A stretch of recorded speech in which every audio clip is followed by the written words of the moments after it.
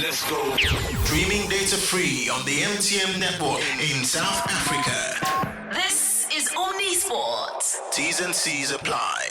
Before we get into the box, remember you can join Ona Kosi on the Premier Football Show. The Premier League, of course, returns this weekend. Massive if you are an Arsenal-Tottenham fan. The North London Derby is the premier fixture this weekend. You've got to look out for that. Otherwise, it is a full slate of games. So I'm sure Ona and the guys, of course, throughout today and tomorrow will have plenty of action there. In fact, standing in for Ona Kosi today is Kevin Fine. So that's right, yeah. Kevin Fine will be Big man's in charge. That's it. So listen out there for the latest from around Europe. Otherwise, you can also join Brad Jakes. Finally, at long last, where I'm from, we say at long last, the PSL gets underway. Kev McCullum will be glued. Some weekend for you, hey? Football, it's all back. Premier League, F1. You're going to have some weekend this weekend. I won't move again. Bed sores and...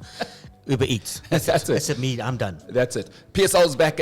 Listen to Brad Jakes. As you've heard, he's always got a legendary guest. He'll be building up on the show to the PSL that'll be kicking off this weekend. And then, of course, Lego and the guys on Itiski TV will be discussing the latest in SA football. If it's not him, it's, of course, Tsofi Lagazi. They let it fly. Those guys let it fly. They are not shy. As you've just heard yesterday, they were talking about Jomana Jomosono, who is... Jomo's now done. Jomo in South African football, if you don't know, they call him the king, quite literally. One of the very first guys to go and play in America. And, you know, the only South African before Dr. Khumalo to have Puma design a boot for him, for Jomo Sono, the king. The king line was Jomo Sono. I didn't know that. My favorite Jomo Sono story and was during his wedding. He was getting married, but he took the day off. Pirates were playing, and halfway through the ceremony, the guy said, the news got to him and said, well, you know, Pirates are 3-0 down.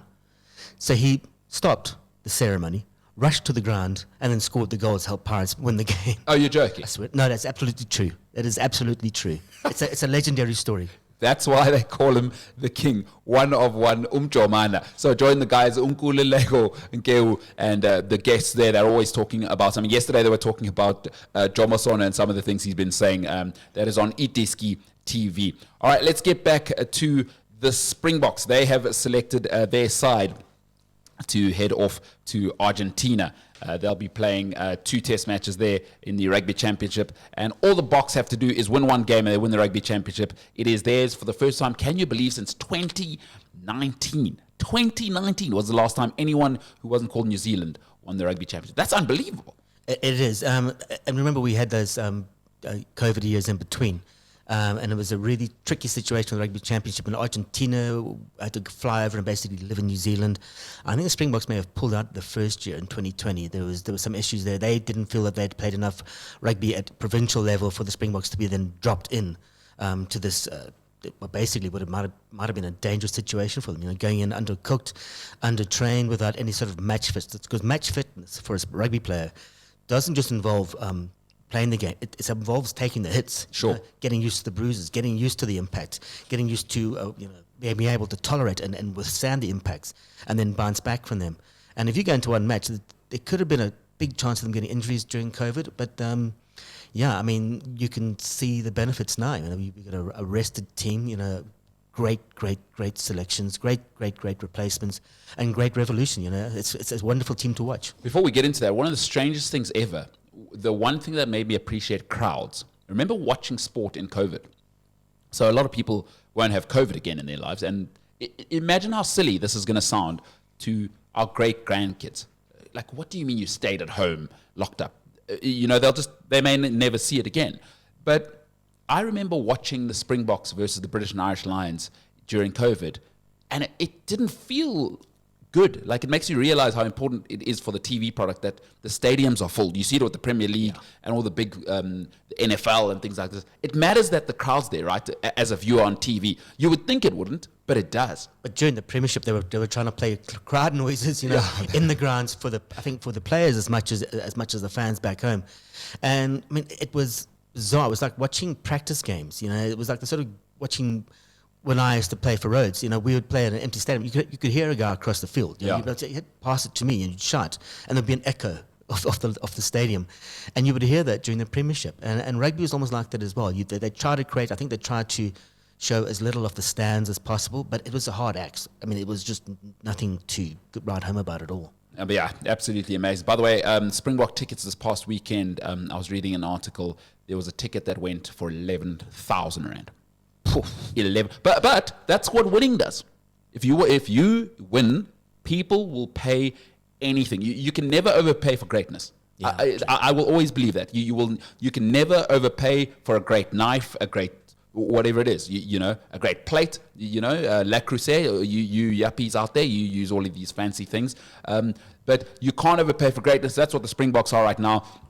They're absolutely great. All right, let's go through the squad that has gone through to Argentina. The props are Thomas du Toit, Vincent Koch, Oxenchair, and Gerard Steenkamp of the Bulls. That's loaded. That's locked. I mean, physical in du Toit and Gerard Steenkamp, you're going to get that physicality. Vincent Koch is a scrumming machine, and Oxenchair, well, cakes don't win scrums, he says. Yeah, Oxenchair, no, salads don't win scrums. Salads don't win scrums. Because he eats a lot of cake. Yes, sorry.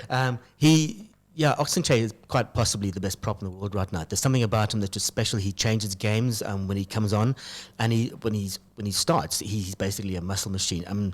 While we're on the props, the really bad news about Stephen Kitsoff, the Spicy Plum, may be out for 6 weeks to 2 months. He's injured again with a neck injury. So he picked that up on his way back. He hasn't. John Dobson confirmed from the Stormers confirmed that yesterday. So that's really, really sad.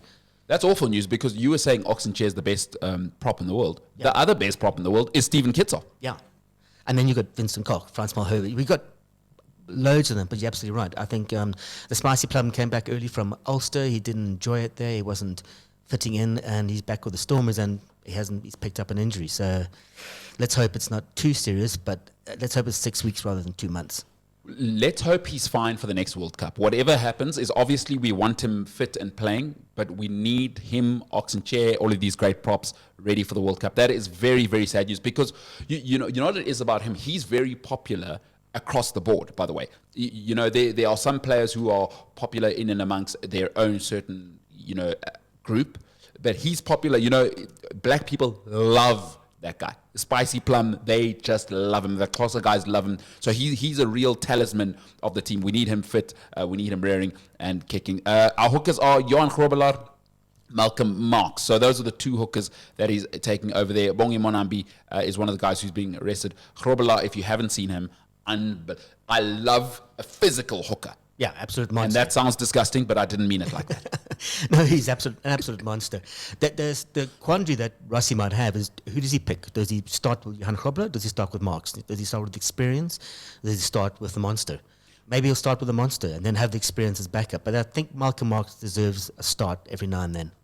Listen, Malcolm Marx physical himself, but I think one thing with Argentina, they showed it against Australia, is you almost do need to match their physicality to wear them down. And this is where Australia, that 67-27 loss, that's right, 67-27 loss to Argentina, that's where Australia faded, is that front five of Argentina absolutely mauled them. So I think Rassie will want to do that. Let's beat them up and then let's go have some fun out wide. And listen, either Grobbelaar or Marx are incredible in terms of physicality. I've been worried about the line out though. It has been an issue and Rassie has addressed it.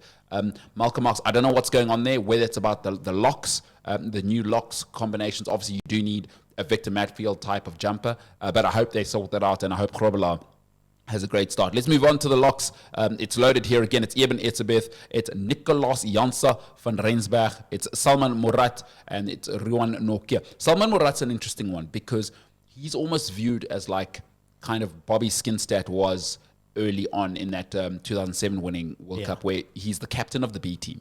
And he's just been so unfortunate that when they rotated, he's been injured. I think it's the third time in a row last time where he got injured when he was supposed to play. It's been a disaster. Yeah, let's just hope Bobby's not listening.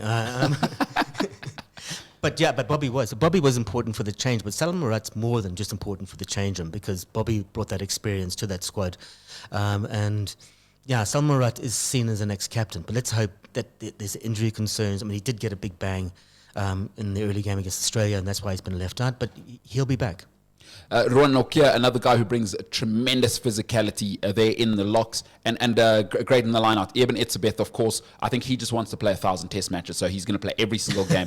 and I get it for Eben Etzebeth. It's like, I don't know how long this thing's going to last. Rugby's a brutal game. Whenever I can play, coach, I'm playing. Yeah. And I get it. He's an icon. I don't think you can deny guys like him. You can't rotate him. He will tell you how long I want to play because he's got so little left. I mean, rugby is just too brutal. You never know the next hit may be your last one. Let him play. Which is exactly the reasoning behind this selection. You know, Rassie is very aware of the heavy workload on players, and it's an incredible workload. I think there were issues in England. I read a report about some players may play 40, like Mario Toji, may play 40 games a year. And that's too much. So there's 52 weeks in a year. So how much rest do you get? You can't play every week. And that is perhaps why it's great to see Kolisi's come back, because that's going to be perfect for him. That'll probably enable him to make 2027.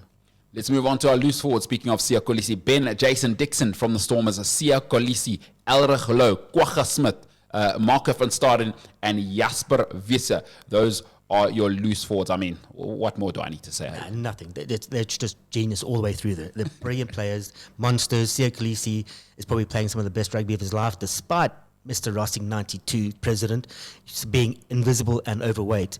He's not over anything. He's over the line, okay? He's scoring tries against New Zealand. He is quite brilliant. Kev's on Sia's side there. Jan Hendrik Wessels being your utility forward there. If you haven't seen him, an absolute monster, demolition monster. Let's move into the back line.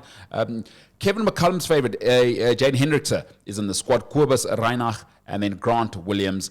Three incredibly combative, athletic. There's nice variety there because Hendrickse and Grant Williams give you that pace off the base, and then Kobus Reinach is quite combative there. He's happy to take it around the corner and good off the base. Yeah, and Hendrickse, like his brother, can drop back and play at pivot if needed be. Hendrickse, both are quick. Kobus Reinach's quick. All three of them play to the new Tony Brown game.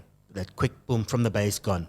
It's gone, and they'll be giving it to these men. Manie Libbok back in favour, and Handre Pollard is the fly half options that'll be there. You'll notice no Sasha Feinberg Mgomezulu there. He's been left out. We'll discuss him in a little bit, being rotated. In the centres, Lukhanyo Am, the legendary Lukhanyo Am, and Jesse Creel. And then your outside backs are Kurtley Arendse, Apele Lefasi, and Magazola Mapimpi, the new father of one, new daddy. He's in the side. And then utility back, Kanan Moody.